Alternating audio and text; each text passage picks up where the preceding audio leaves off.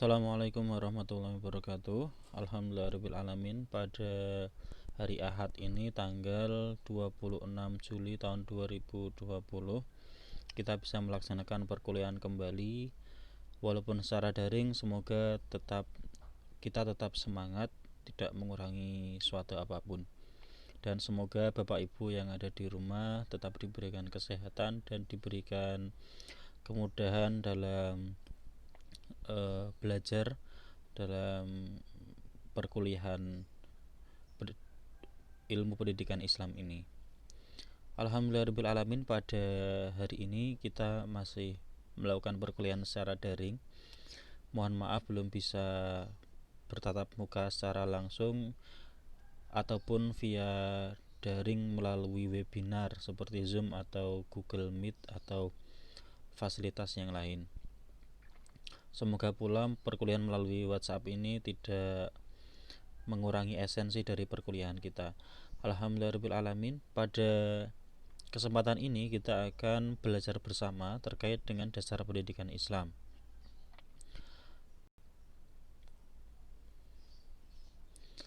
Dasar pendidikan Islam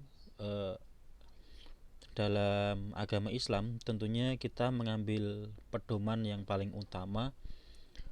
Dasar yang paling utama adalah Al-Quran.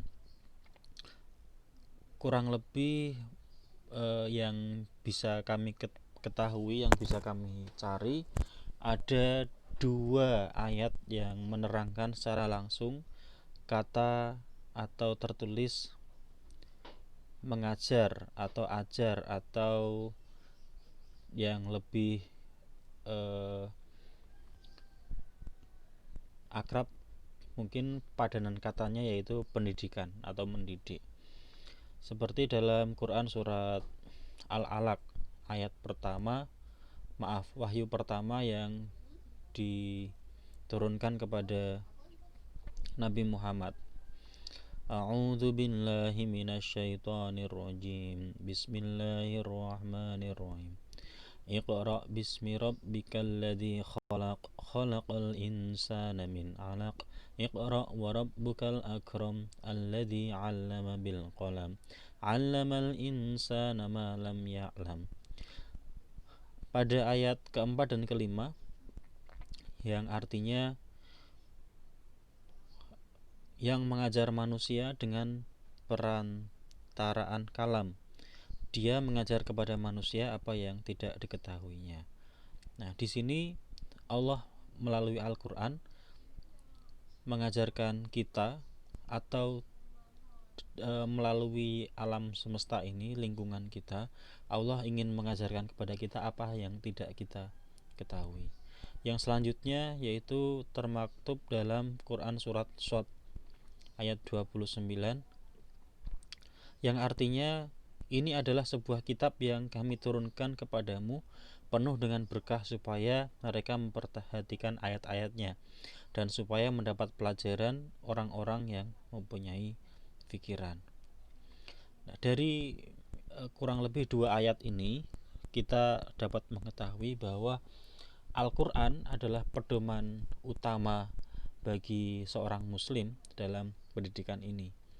Di sana kita mengetahui ada kisah orang-orang terdahulu, kaum Ad, kaum Samud, ada kisah orang-orang solih seperti keluarga Imron, seperti Nabi Zakaria, seperti Ashabul Kahfi dan lain sebagainya. Dan ada pula orang-orang yang secara langsung namanya disebut oleh Allah dalam Al-Quran seperti Abu Lahab. Nah, di sana kita bisa mengambil hikmah, mengambil pelajaran bagaimana cara kita bersikap terhadap lingkungan kita, bagaimana kita bersikap kepada sesama kita, bagaimana kita bersikap kepada diri kita sendiri, dan bagaimana kita bersikap pada keluarga kita dan lain sebagainya. Yang berikutnya, dasar yang kedua selain Al-Quran, dalam Quran, mohon maaf ini belum diganti ya, untuk ayatnya. Dalam Al-Quran juga disebutkan, mohon maaf saya lupa untuk mencantumkan ayat tersebut, yang intinya adalah Nabi Muhammad sebagai pendidik pertama. Jadi melalui Nabi Muhammad lah, yang melalui beliau lah Allah menurunkan atau Allah memberikan contoh, yaitu kemuliaan akhlak, sosok manusia yang sangat ideal, yang bisa kita contoh perilakunya, bisa kita contoh keluarganya, bisa kita contoh akhlaknya, dan semuanya dari beliau. Bagaimana beliau bersikap, bagaimana beliau memutuskan suatu masalah, dan lain sebagainya.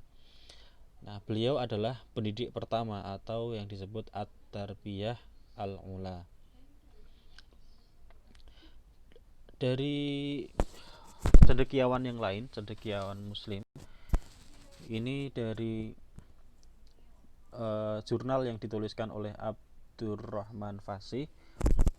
Nanti bisa dicek di dalam daftar isi, daftar pustaka, yaitu konsep-konsep dasar pendidikan Islam dalam perspektif Al-Quran adalah mendidik manusia melalui metode dalam penalaran yang syarat dengan kegiatan membaca seperti yang disebutkan dalam Quran surat Al-Alaq, meneliti, mempelajari, dan observasi, yang biasa kita kenal dengan istilah tadabbur dan merupakan misi awal Rasulullah sesuai dengan ayat.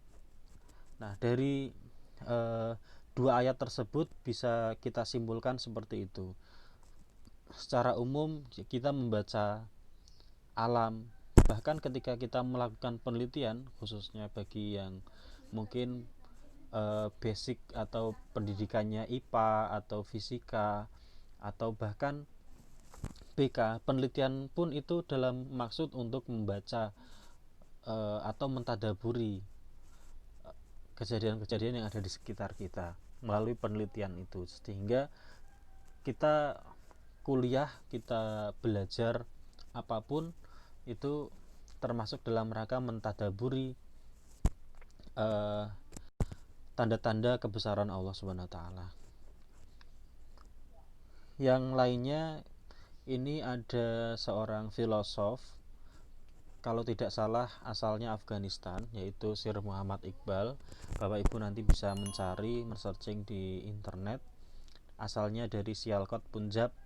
Dalam jurnalnya Mukti ada 9 konsep atau 9 prinsip atau 9 dasar dari pendidikan Islam. Yang pertama, individualitas, pertumbuhan individualitas, keserasian jasmani individu dan masyarakat, evolusi kreatif, peranan intelektual, pendidikan watak, tata kehidupan sosial Islam, suatu pandangan kreatif tentang pendidikan. Nah, berikut ini mungkin penjelasan singkat, saya tuliskan dengan menggunakan kata-kata saya sendiri.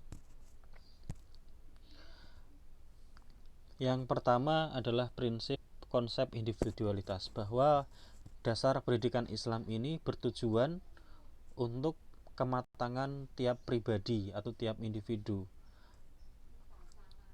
supaya tujuan akhirnya supaya masing-masing individu itu memiliki tingkat kedewasaan. Yang kedua, pertumbuhan individualitas, yaitu berfokus pada perkembangan tiap individu. Nah, ini yang nomor 1 dan nomor 2 sebenarnya mungkin hampir sama, mungkin distingsinya atau pembedanya yang satu tujuan, yang nomor 2 adalah dalam prosesnya. Yang kemudian yang ketiga, keserasian antara jasmani dan rohani. Nah, ini bagaimana Islam menyeimbangkan antara aspek-aspek fisik dengan aspek-aspek spiritual untuk meningkatkan derajat kita di hadapan Allah Subhanahu wa taala. Yang nomor 4, individu dan masyarakat, bahwa masyarakat Islam ini adalah tidak mau atau tidak lepas dari perkembangan individu dan perkembangan masyarakatnya. Nah, sehingga dua unsur ini, individu dan masyarakat ini, saling berkaitan dalam pendidikan. Yang nomor 5, evolusi kreatif, suatu perjalanan yang benar dalam menggali kemungkinan yang tak terbatas. Jadi selama pendidikan dari awal waktu diturunkannya Islam sampai sekarang, selalu ada kreativitas dalam pendidikan, dalam cara mengajar, dalam memberikan pendidikan itu sendiri, metode dan lain sebagainya. Yang nomor 6, peranan intelek. eh, Dalam yang dimaksud peranan intelektual ini adalah bagaimana kita membuat karya sebanyak mungkin sehingga umur kita yang terbatas itu tidak eh, me, tidak membatasi kita untuk berkarya. Walaupun umur kita 60 tahun, tapi dengan kita berkarya, membuat buku, kita memiliki kepakaran seperti Ibnu Sina, bahkan sampai saat ini bukunya pun masih digunakan oleh kedokteran di dunia. Yang berikutnya pendidikan watak. Nah, seperti yang dijelaskan, mungkin ada beberapa yang hampir sama di sebelumnya, bahwa pendidikan Islam itu memiliki penekanan pada untuk perbaikan akhlak. Yang nomor 8, tata kehidupan sosial Islam, bahwa masyarakat mandiri yang kuat itu merupakan tujuan utama sehingga tidak mudah untuk digoyahkan keimanannya. Kalau kita sudah materinya cukup, kalau kita sudah memiliki iman yang kuat, memiliki budaya yang kuat, keislaman yang kuat, insya Allah kita akan tidak mudah terpengaruh oleh budaya-budaya atau dalam tanda kutip budaya yang dimaksud di sini adalah budaya yang sangat bertentangan dengan Islam itu sendiri. Nomor 9, suatu pandangan kreatif tentang pendidikan, bahwasanya mempersiapkan anak didik untuk aktif dengan didasari semangat kebebasan dalam belajar. Nah, seperti ini hampir sama dengan poin nomor 5 ya. Nomor 5. Jadi hanya saja untuk yang nomor 9 lebih kepada cara pandangnya. Cara pandang bahwasanya ya kita harus tetap kreatif. Pendidikan itu ya never ending. Kita bebas selama tidak bertentangan dengan nilai-nilai Islam ya. Kita bebas untuk mengubah bagaimana proses pendidikan itu menyesuaikan tingkat pendidikan untuk anak-anak yang mungkin ada disabilitas, ada kelebihan. Nah, ya, Islam harusnya bisa seperti yang disampaikan dalam Al-Quran, sampaikanlah dengan hikmah. Nah, itu sesuai dengan keilmuannya. Yang terakhir, ini ada satu gagasan unik ya tentang pendidikan Islam itu sendiri, bahwasanya sekarang ini mulai ada perbedaan atau yang ada pendidikan umum, ada pendidikan agama. Lah harusnya kalau kita merunut dari zaman khalifah, zamannya nabi, zamannya tabi'in, tabi'ut tabi'in, itu pendidikan Islam masih menyatu. Masih menyatunya bagaimana? Tidak ada yang namanya pendidikan pengetahuan umum, tidak ada namanya eh, pengetahuan agama. Nah, adanya ya Islam itu sendiri, bahwa Islam yang dipelajari juga semuanya. Nah, ini yang mungkin saat ini dikembangkan oleh JSIT,